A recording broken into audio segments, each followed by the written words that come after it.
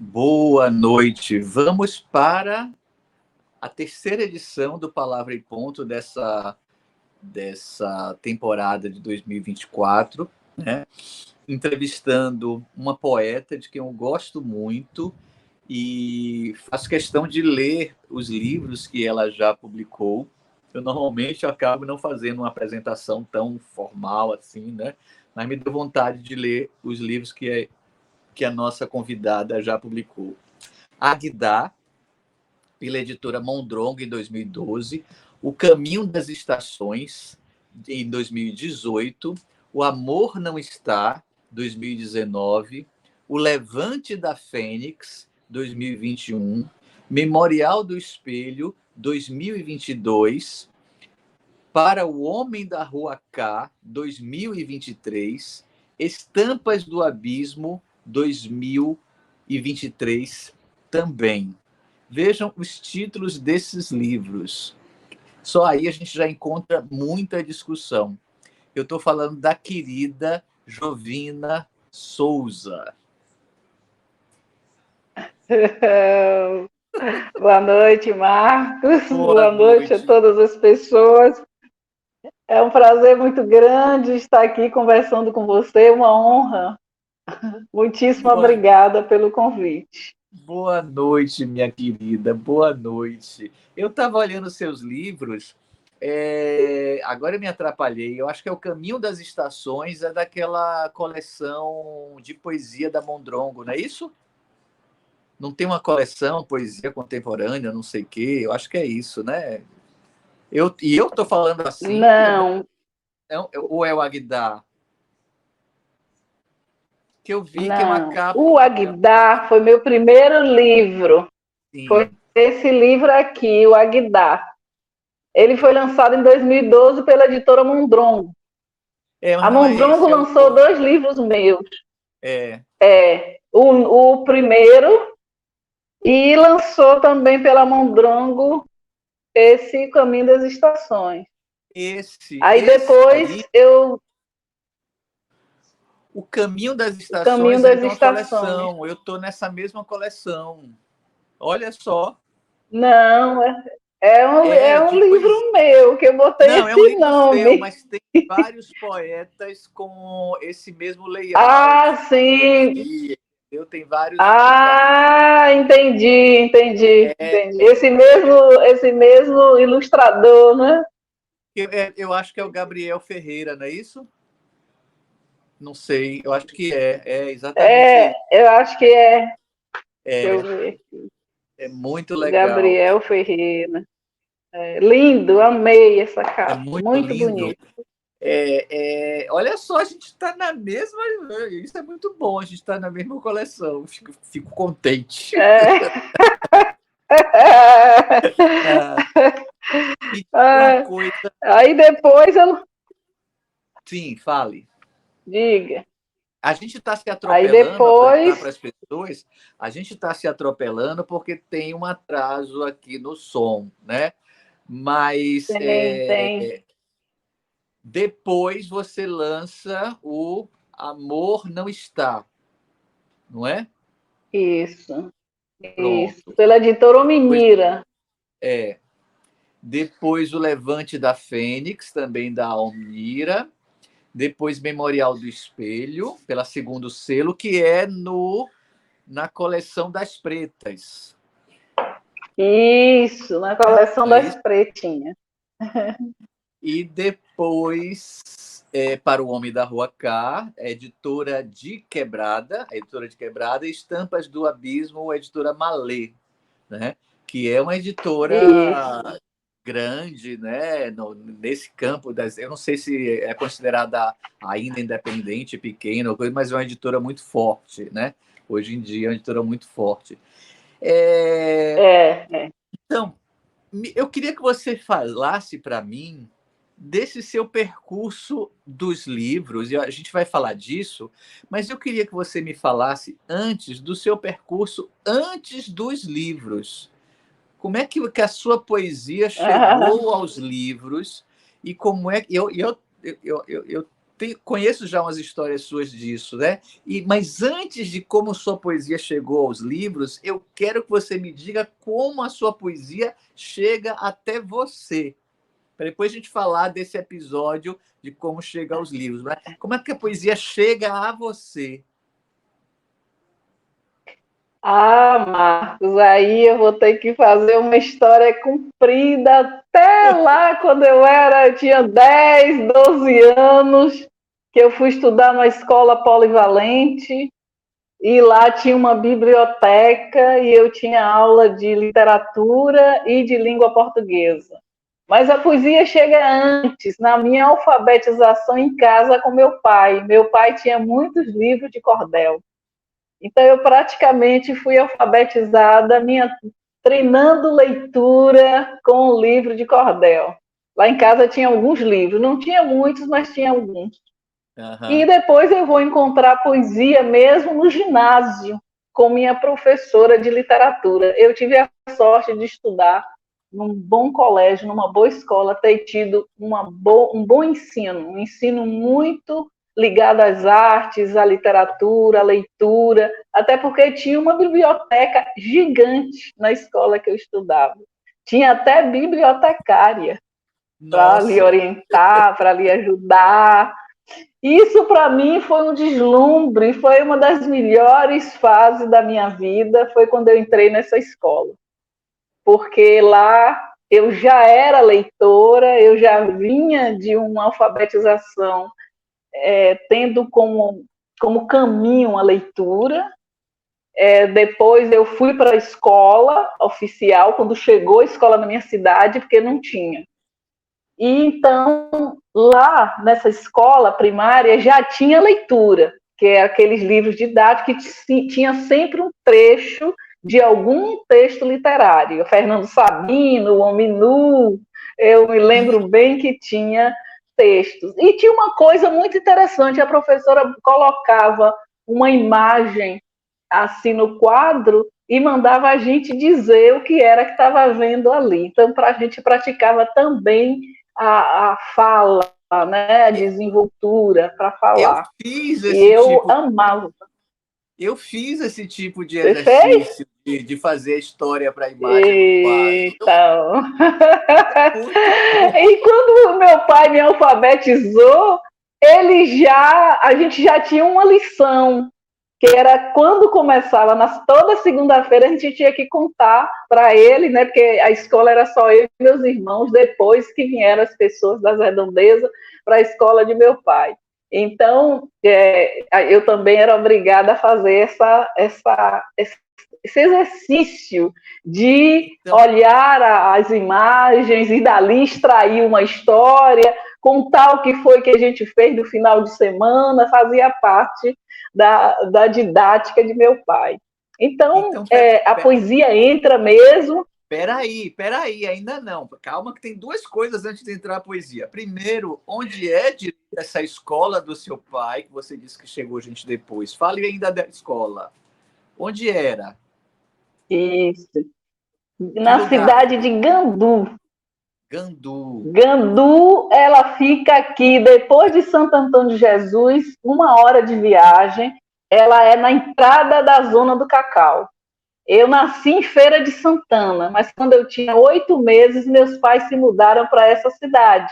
E meu pai trabalhava no DNR, estava construindo a BR-101. Então, meu pai foi mandado para lá, para essa cidade de Gandu.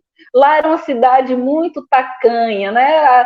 A famosa cidade dos coronéis. Só tinha 2 ruas e depois a cidade foi crescendo, não tinha escola. Depois chegou escola, mas só tinha aquelas escolas que aquelas senhoras, né, em casa, alfabetizavam o filho dos ricos e dos brancos. Então, o meu pai me levou, mas ela não me aceitou na escola.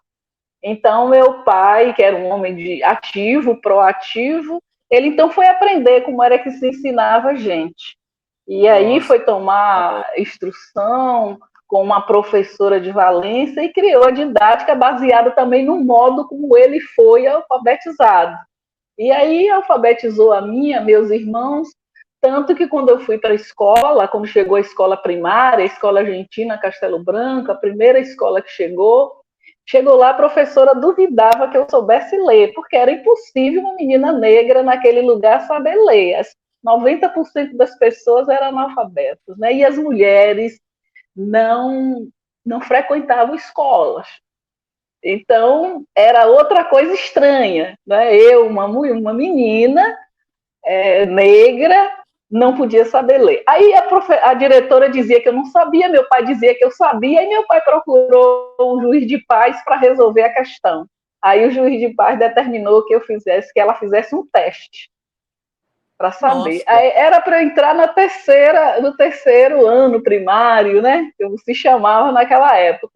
Mas aí, com esse lenga-lenga, eu acabei entrando no segundo. Mas aí eu fui uma ótima aluna a escola toda, eu sempre gostei muito de livro, muito de estudar, e daí eu concluí o tal do primário, fiz a admissão e tive a maior sorte da minha vida. Chegou para a cidade a famosa escola polivalente, mas não era só o prédio, não. O ensino era polivalente. Lá tinha aulas de inglês, de francês, tinha aula de literatura e leitura, né?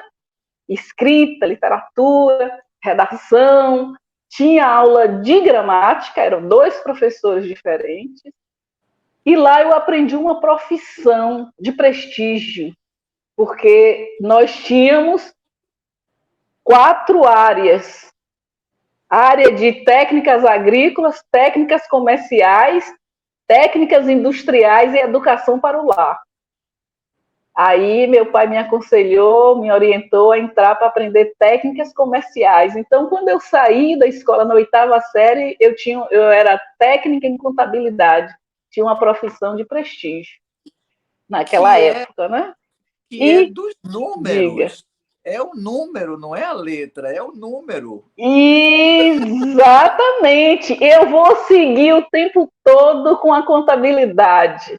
Aí eu vou trabalhar com isso, depois eu faço o curso superior de ciências contábeis, vou trabalhar, vou ter escritório de contabilidade, depois eu fiz 2 anos de direito, mas não dava para conciliar. Então eu comecei a trabalhar, eu fiz um concurso público, e que me colocou nesse concurso público, que era também uma profissão, um concurso de prestígio na época, né? Foi exatamente a contabilidade. Eu me lembro que valia peso 3 a contabilidade, eu não errei nenhuma questão, eu acertei todas as 100 questões, eu tirei nota 10. Isso foi, assim, determinante para que eu alcançasse bons resultados, porque ninguém conhecia contabilidade, era uma matéria muito difícil, né? Então, eu tive essa sorte. Mas o que mais eu gostei, essa escola me trouxe de experiência, de aprendizado, foi acesso aos livros, a uma biblioteca. Eu estudava de tarde, mas eu chegava às 7 horas da manhã só para ler todos os livros. E a minha experiência com a leitura é uma experiência de prazer, de aprendizado, de aventura, de curiosidade. E até hoje eu sou assim. Então, eu não lia por tema. Claro que a professora passava pesquisa, aí ia lá, dava a bibliotecária, e ela, então, ia procurar o livro que tinha. Naquela época tinha uma coleção que eu amava. Coisa mais linda que existia era Mirador. Era o Google de hoje. Sim. E os livros eram tudo cheiroso. A enciclopédia Mirador. Eu lembro da Marília, eu aprendia tudo quanto era coisa. E meu pai mandava coisa também que ele queria saber. E minha mãe, olha, era uma festa. A gente aprendia, aquilo me fascinava. E os livros de literatura. E os livros, eu não lia livro por assunto, eu lia por prateleira, né? Eu ia lendo assim os livros por prateleira, eu lia demais, eu devorava. Primeiro que eu era hiperativa e o livro me acalmava, porque eu tinha que me sentar, as cadeiras eram bonitas, tudo de fórmica, né? Que era uma coisa chique, né? Quem tinha cadeira de fórmica era a gente rica, né? As cadeiras de fórmica, cheirosa, aqueles livros cheirosos, aquela biblioteca limpa, cheia de quadros bonitos, né? Então, tudo isso, vamos para a biblioteca. E as bibliotecárias muito carinhosas, também muito gentis, e tudo isso é importante para que você plante o desejo e o prazer da leitura nas crianças e no leitor que está começando, somente a criança, que eu era uma criança depois jovem. Então, quando eu tinha 15 anos, eu já tinha lido todos os autores brasileiros e autores também estrangeiros, tudo que tinha lá. E lá tinha um cara que eu amava, que eram as obras todas de Hermann Hesse. Ave Maria, maravilhoso, Guimarães Rosa. Olha, era uma festa, eu amava, e assim eu comecei. A poesia chega aí. Não, mas peraí. Depois essa segunda pergunta dessa volta. A poesia ainda não chegou, que olha o que você falou. Você citou o Fernando Sabino, o Homem Nu, e você citou agora o Hermann Hesse, né? Qual o livro do Hermann Hesse que é o mais assim que lhe marcou? Antes de eu continuar. O Hesse era Demian. Demian, eu li esse livro várias vezes. Até hoje, até recentemente, eu tinha ele aqui, emprestei a dessas pessoas que você empresta livro e nunca lhe devolve. Mas eu tive muita dificuldade de ler O Lobo da Estepe, e eu não entendi direito, mas já entendi bem Gertrudes, né, Siddhartha, que eu era também aquela jovem muito arredia, muito solitária, né, ali com os livros. Eu era muito espiritualizada quando eu era jovem, né? Então eu gostava muito, mas eu acho sim, que o Demian é um livro mesmo que pega a gente na juventude, né? Eu também li ali com 17, 18, 20 anos, nessa época, 17, 18, 19. E foi nessa época que eu li. Que eu acho que é uma leitura que pega o jovem mesmo, né? Mas olha, você está falando... A pergunta era voltar para saber quando entra a poesia. Mas não entrou a poesia. Agora, porque você citou Sim, mas vai entrar. Como é que você chega na poesia? E depois mas vai entrar na prosa. Mas vamos para a poesia. A poesia entra nesse mesmo período, porque tinha também os poetas. Eu vou ler primeiro. O primeiro poeta que eu vou ler é Manuel Bandeira. Manuel Bandeira. É o primeiro que eu vou ler. E a minha identificação com Bandeira se deu até pela linguagem um pouco nordestina, uma linguagem que eu conhecia, né? Mas a poesia, ela não entra bem aí ainda. A poesia entra via música. Então, meu acesso à poesia mesmo vai ser via música, porque até aí eu tinha muita dificuldade de entender determinados textos, porque lá tinha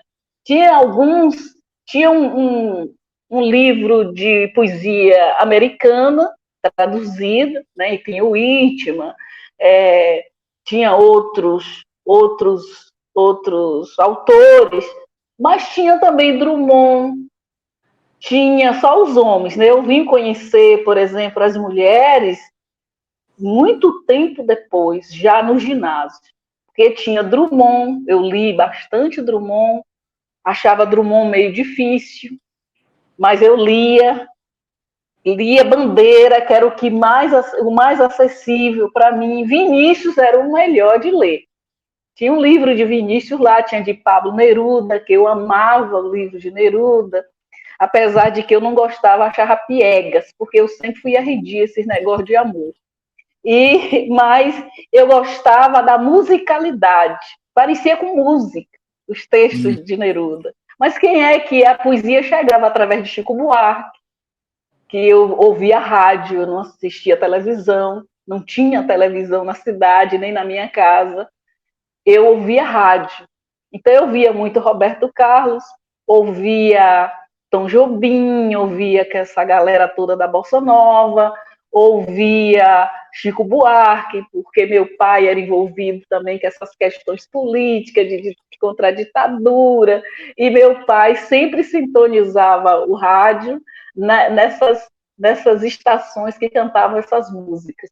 Isso depois, logo que estourou a ditadura, porque quando a ditadura estoura, eu estou com 9 anos, né? Eu nasci em 57.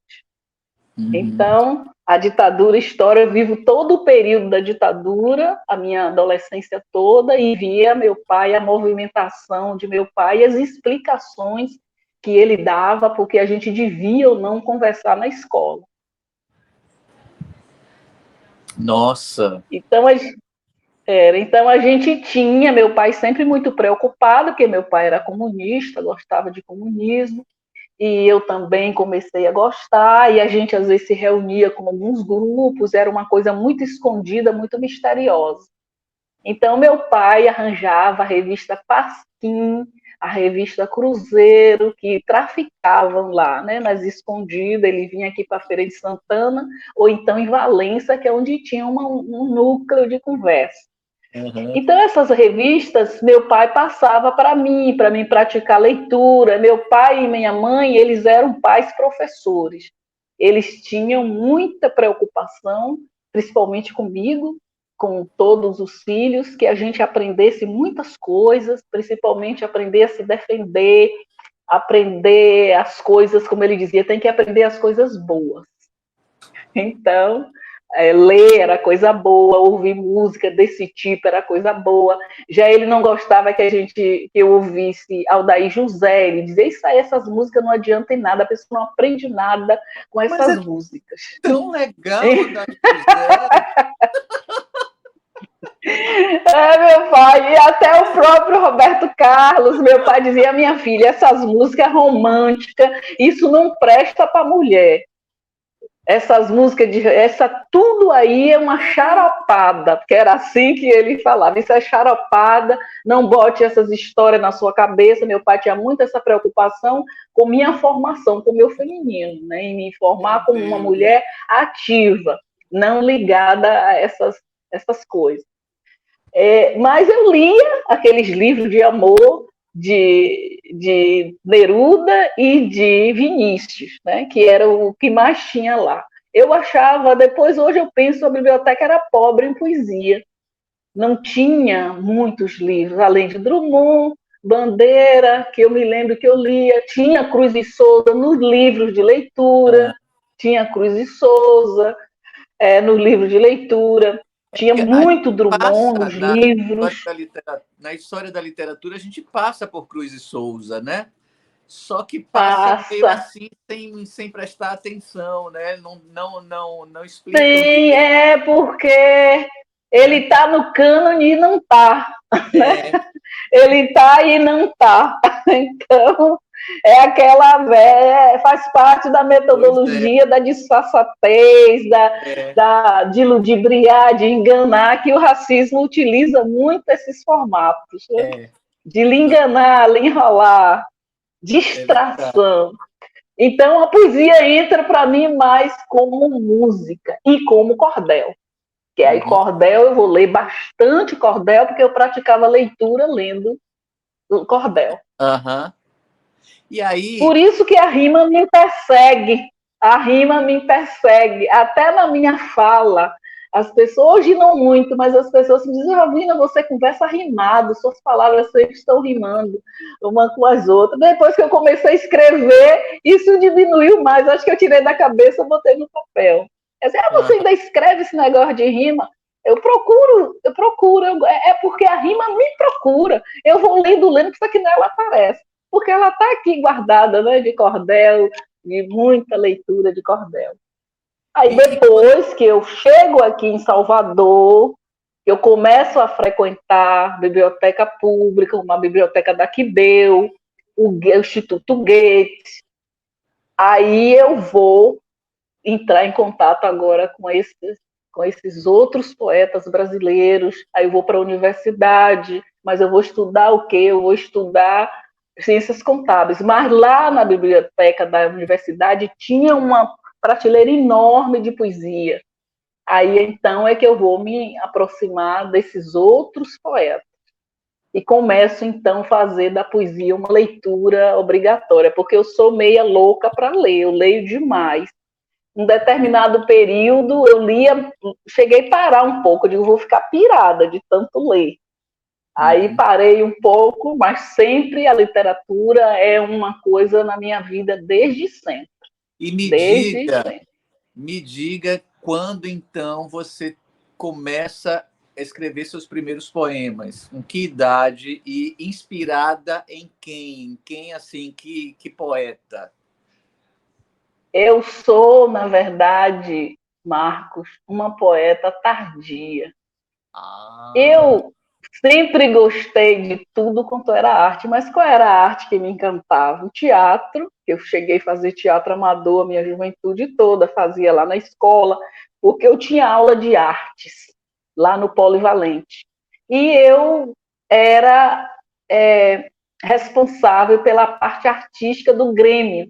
Então, uma vez por mês, nós fazíamos um domingo alegre, que era reunir todo mundo da comunidade, os pais. Era uma festa, que é a cidade parada, e eu era responsável pela parte artística. E eu tive aula de artes, mas não era esse negócio de fazer casinha de pau de picolé, não. Estudava música, as partituras. Parece que a gente viveu a mesma infância. Eu fiz casinha. Pois é, tá vendo? Eu estudava música mesmo, estudava o que era uma partitura, o que era uma clave. Cada ano a gente estudava uma coisa, estudava os grandes compositores clássicos, os compositores brasileiros, os clássicos e os não clássicos, os populares. Então, muitas vezes as pessoas dizem assim, Jovina, você não tem o disco de fulano aqui, não tem o CD de cicrano? Menina, eu não ouço essas músicas. Mas por que isso é preconceito? Pode ser, mas eu não tenho afinidade com essas músicas. Eu não vou pegar um cara desse e perder meu tempo para ouvir, porque eu tenho instrução, eu tive uma formação musical. Então você ouvir um cara gritando no seu ouvido, esses caras que só faz duas notas, dó, ré, mi, dó, ré, para mim não dá. Eu não tenho. Agora, se eu tiver num lugar para tocar, para dançar, para ir embaixo e em cima, aí a gente vai. Mas eu tenho uma educação artística, musical, eu ouço ópera, eu ouço muita música clássica, porque eu fui treinada, eu vi a Rádio Mundial, era só música clássica, eu tinha 10, 12, 13 anos. Então, meu ouvido está treinado com os grandes cantores, grandes compositores brasileiros, estrangeiros, música clássica. Eu estudei teatro, um ano era só para teatro. Encenei o Alto da Compadecida na escola. Eu tive o privilégio de ter uma escola de verdade, pública, a escola polivalente. Então, e eu estudava música, porque eu era cantora, eu tinha uma voz muito boa, eu fiz teatro amador aqui em Salvador, eu fiz curso no Teatro Gamboa, com Eduardo Cabuz, um ano, ele tinha um curso lá. Então, eu sempre gostei de arte, eu só andava na escola de teatro, assistindo às provas finais, né? Porque antigamente a prova final de formatura sempre era uma apresentação gratuita. E quando eu cheguei aqui era duro, eu tinha muito dinheiro para ir ao teatro.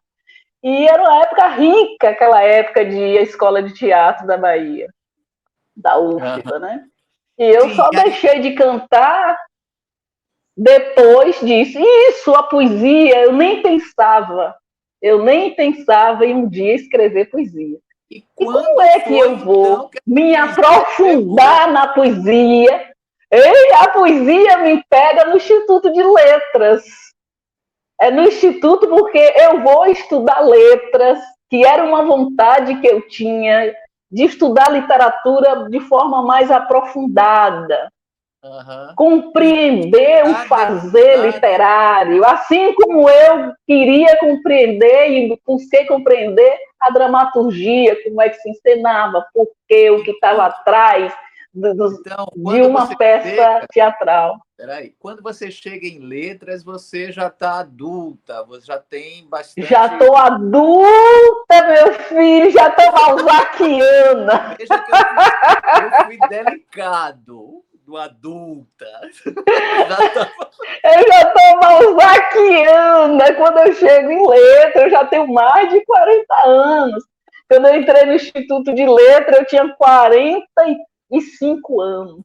Nossa, quando eu disse agora, no início da minha vida, eu não fui estudar letra porque não dava dinheiro. E eu não podia fazer um negócio que não dava dinheiro. Eu era uma mulher preta e eu queria dinheiro. Eu sempre gostei muito de dinheiro. Então, eu queria fazer uma coisa que me desse grana. Eu já tinha essa profissão que era muito rentável. Aí eu enveredei por aí. Eu disse depois, mais para frente, porque eu não posso estar esquecendo que eu sou uma mulher e uma mulher da pele da cor preta para negócio de fazer coisa por prazer estético.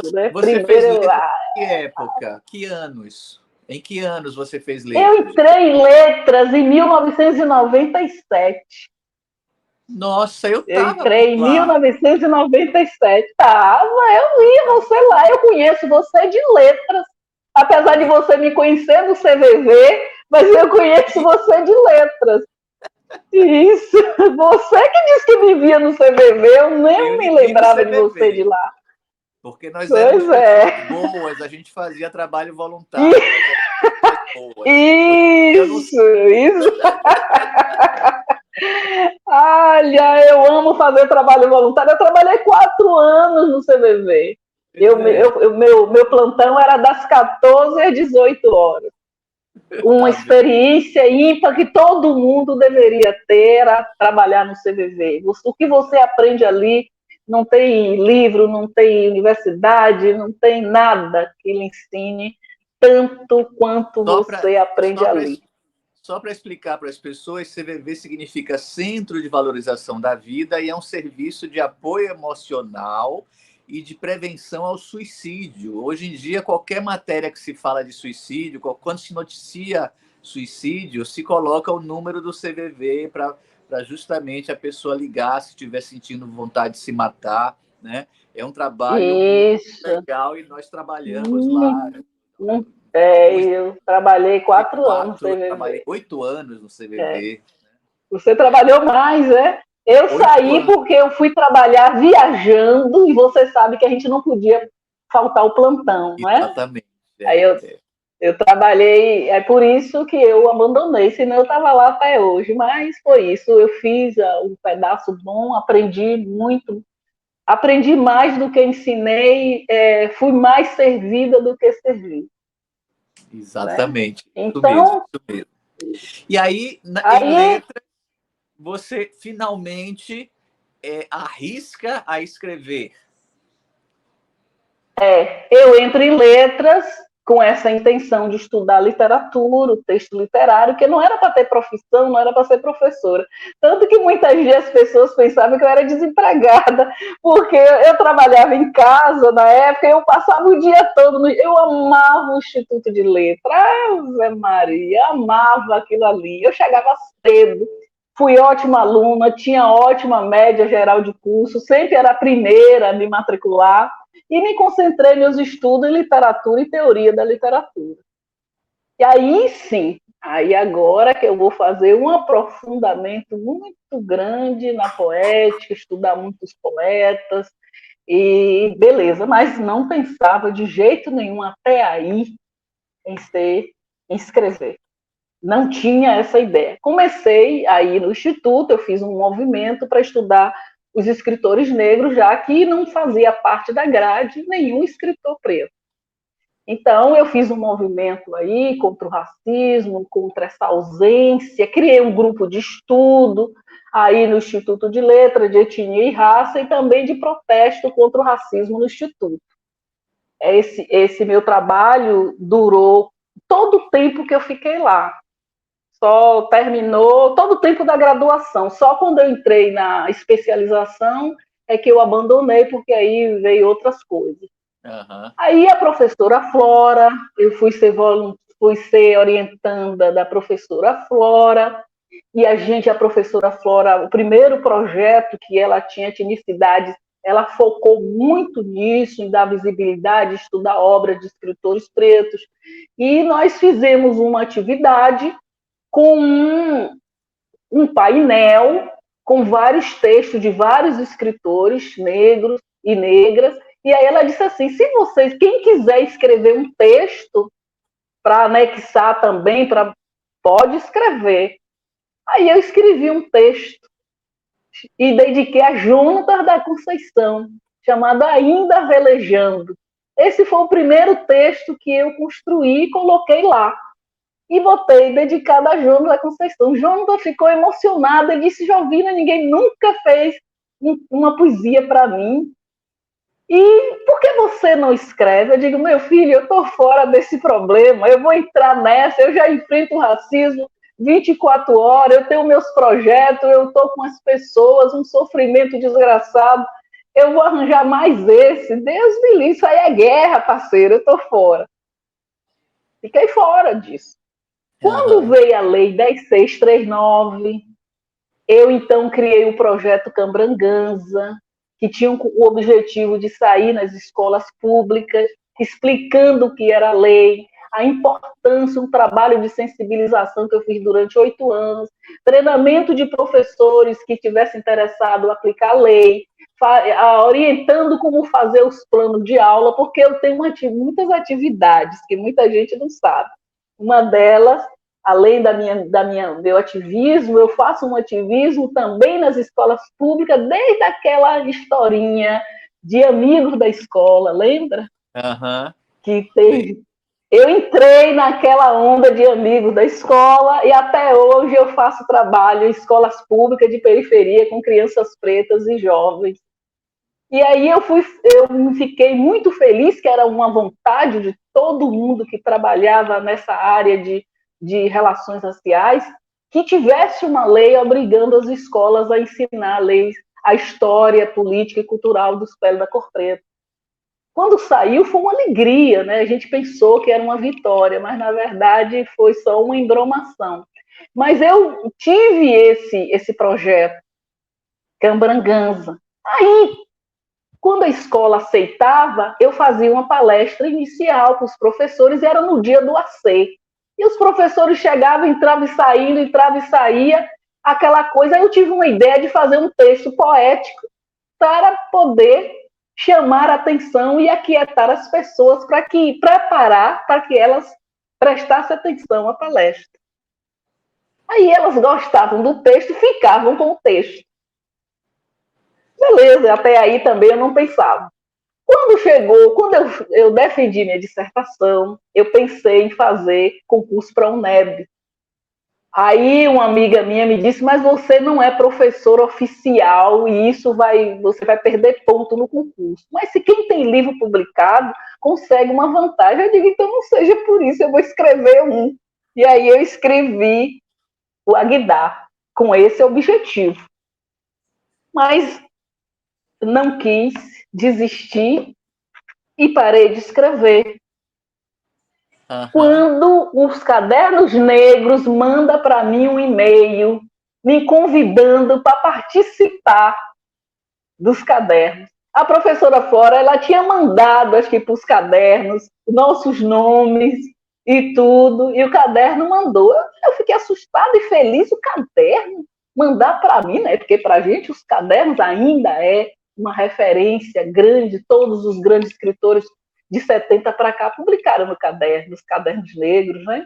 Então é uma honra todo escritor negro, eu acho, que se identifica com a questão, ele quer publicar nos cadernos, é um status, né? Eu digo, mas para mim, eu só escrevi um livro, aí eu digo, eu não vou perder essa, aí escrevi uns 5 ou 6 textos. E os cadernos se interessaram e resolveram publicar os textos. Caderno número 37. Aí Aham. eu, puxa. Fiquei. Aí eu construí um texto chamado Biografia do Meu Cabelo, que não entrou nos cadernos. Conheço. E um dia, eu fui para uma festa literária, só para ver, para conhecer, para saber como é que era, né? Eu tinha saído dos cadernos, já estava me sentindo, né? Estava toda me achando. Aí eu fui para essa festa literária. Quando chegou lá, eu participei do sarau, eu li esse texto. Rapaz, pense, foi um zum, zum, zum. As pessoas ficaram tão emocionadas, as pessoas pretas que estavam lá. E eu tomei um susto com aquilo. Aí tinha um paulista que estava lá, ele ficou tão impressionado com o texto, foi com a minha cara, gravou um vídeo meu, eu recitando esse poema, e jogou por aí. E de repente as pessoas começaram a entrar em contato comigo por conta desse texto. No ano seguinte, eu fui levada para mais de 20 pessoas vieram conversar comigo, me agradecer, dizendo que depois que tinha ouvido aquele texto, resolveram deixar o cabelo natural. Aí eu disse, esse texto meu tem um leitor esperando por ele. E agora o que é que eu vou fazer? Eu sou uma militante, uma trabalhadora contra o racismo, uma trabalhadora para a ascensão da autoestima de pretos e pretas. E esse texto se viu. Aí eu comecei a recitar. E os cadernos, o 39 me convidou de novo, e lá vai eu de novo para o 39. Quando chegou no 39, eu fui para o lançamento e recitei o texto. Eu não consegui ir para a mesa de autógrafo, os jovens, principalmente os jovens, eles já vinham chorando me abraçar pelo sofrimento que estava passando com o cabelo na escola, na rua, e aquilo foi uma mobilização. E aqui aí me trouxe a consciência de que o meu texto tinha uma função a mais, que era algo que eu deveria fazer. Eu não vou dizer que foi chamado, mas eu diria que esse leitor foi como se ele dissesse assim: faça mais texto para a gente. Uhum. Eu disse, aí eu comecei a escrever. Então, eu começo de fato a escrever em 2014. E aí você Aí começa. é que eu vou me sentar e escrever, de fato. Você Então, começa. isso foi. Você começa, então, como é que eu posso dizer, de fora para dentro, né? Você começa a produzir poesia, a escrever, por uma função externa, né? Por um chamado O externo. estímulo foi externo. Isso, É uma isso. provocação Por externa. isso que minha metodologia é auditiva. O meu método de escrita é auditivo. Eu escrevo ouvindo vozes. Eu sempre digo Para isso. falar. E Eu você escreve ouço, eu ouço vozes. Eu ouço você vozes. escreve para você Então, escreve eu para escrevo. falar. Você escreve para dizer em voz Eu alta escrevo o sempre o quê? texto. Você escreve seu texto sempre Também. para dizer em voz alta. Eu penso muito nisso quando eu escrevo, mas nem sempre. Mas eu tenho textos que, quando eu escrevo, eu já sei que aquele ali vai ser um texto para ser declamado, Uhum. para seguir a nossa tradição de conversar um com o outro. Tem textos meus, inclusive o Levante da Fênix, eu me arrisquei muito, porque eu utilizei uma linguagem quase de crônica, eu fiz um flerte muito perigoso com a crônica e construí textos de palanque. Se você lê o Levante da Fênix, ele é realmente um discurso. Uhum. Claro que eu procurei ficar ali naquele limite para não sair da poética tanto, né? E para manter a linguagem poética, os elementos de construção do texto poético, que eu sou muito fiel a isso, eu tenho muito respeito, muita consideração, né, aos textos, ao texto literário, principalmente a poética. Eu acho que por isso que eu não inovo muito, né? Porque a minha poesia não é muito inovadora. Então, esse primeiro momento, e até hoje, eu escrevo ouvindo vozes da história, da minha memória, Eu escrevo ouvindo as vozes que não foram ouvidas, as vozes que não são valorizadas, preencher essas lacunas. Eu sempre digo, eu sou uma poeta da falta. Eu escrevo na falta para preencher uma falta. Uhum. Eu escrevo porque falta uma história, falta uma memória, falta um passado, falta um respeito, falta uma representação positiva de um determinado sujeito. Falta a representação de seus corpos, das suas lutas, dos seus sofrimentos. Eu escrevo quase prestando um serviço à literatura brasileira, que é uma literatura panfletária, é uma literatura, digamos, como eu gosto, ativista do machismo, do racismo.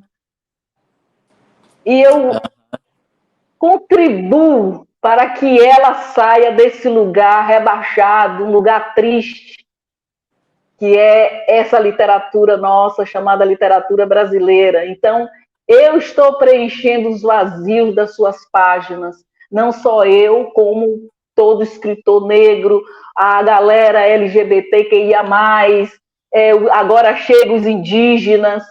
Então, ao invés de sermos abraçados, comemorados, nós somos execrados. Nós estamos tirando a literatura brasileira desse lugar de militância que ela tem, né? Que ele diz que nós não somos escritores, somos militantes da identidade. Não existe militantes da identidade, militantes, inclusive, cruéis do que os autores canônicos da literatura brasileira, caramba. É um bom A literatura raciocínio, você tem razão. Claro! Com certeza! Ativista, militantes, são os escritores canônicos da literatura brasileira. E qual é a militância deles? A militância pela perversidade, pela desqualificação do outro, pela representação negativa do que não é espelho. E o que é o espelho? Macho, branco, sulista e olhe lá. Então, nós estamos dando à literatura brasileira corpo, brilho, valor, para que ela, então, mereça o nome de literatura nacional, literatura brasileira, que a literatura de uma nação ela tem que dizer, representar as vozes de todos que compõem o espaço da nação, sua visão de mundo, sua vida, seus cotidianos. Aí sim, agora ela está pegando cara de literatura brasileira.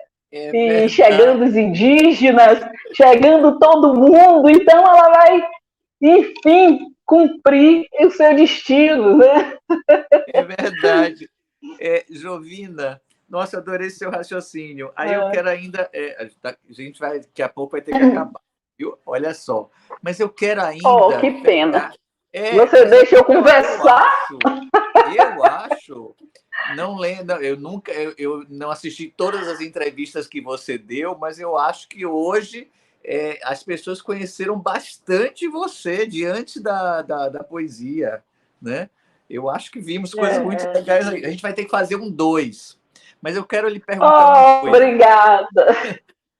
Eu quero lhe perguntar uma coisa. Então, você começa com essa poesia que foi demandada de fora, demandada da necessidade. Muito bem, você usou a palavra exata.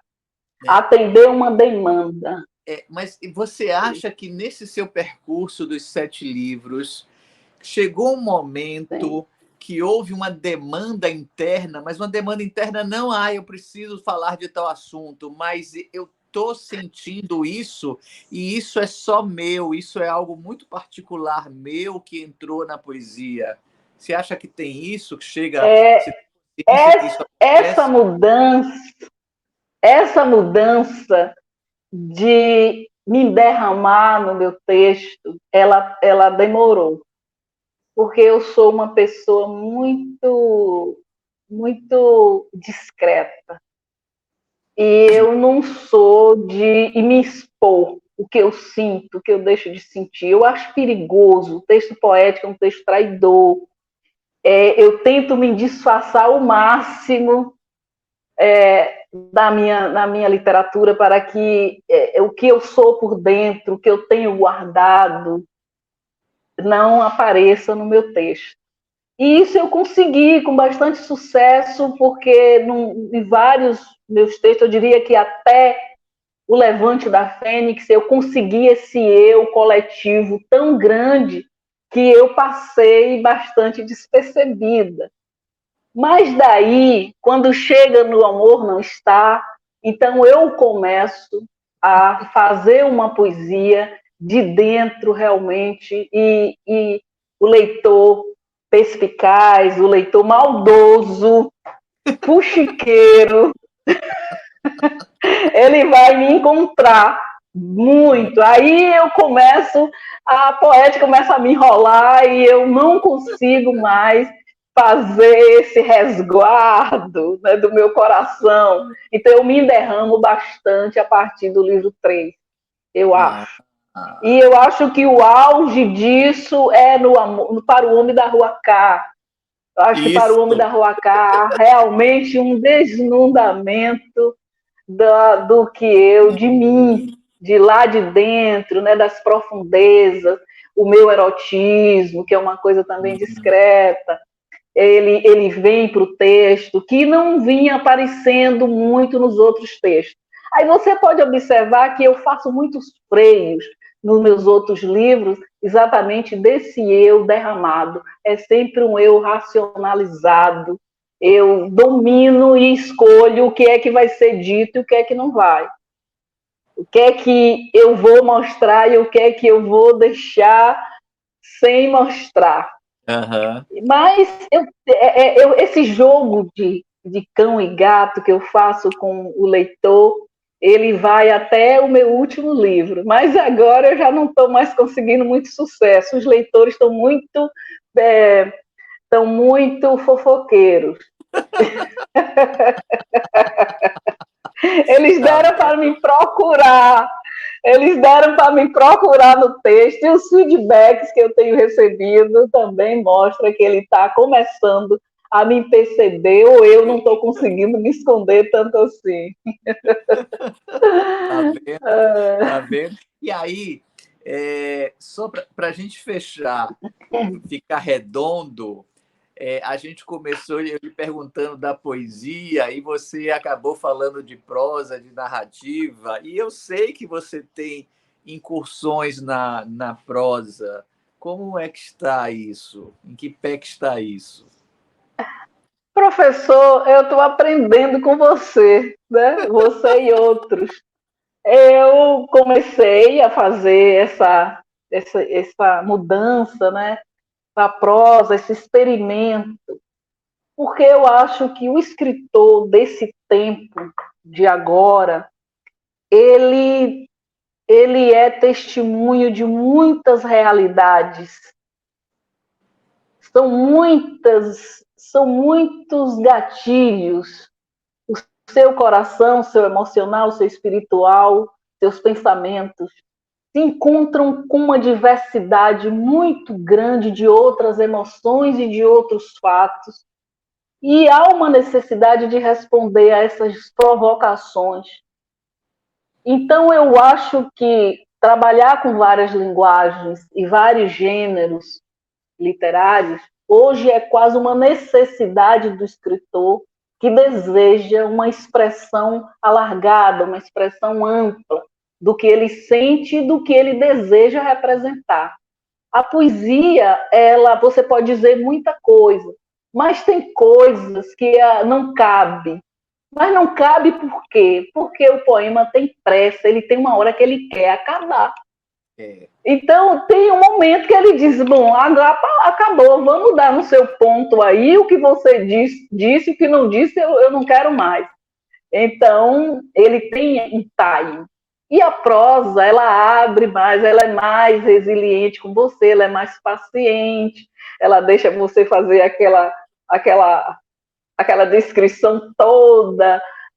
E, às vezes, a prosa me dá uma impressão, uma coisa que eu gosto da prosa, ela me abraça muito nisso, porque ela deixa eu conversar, porque eu converso demais. Então, a única desvantagem que eu tenho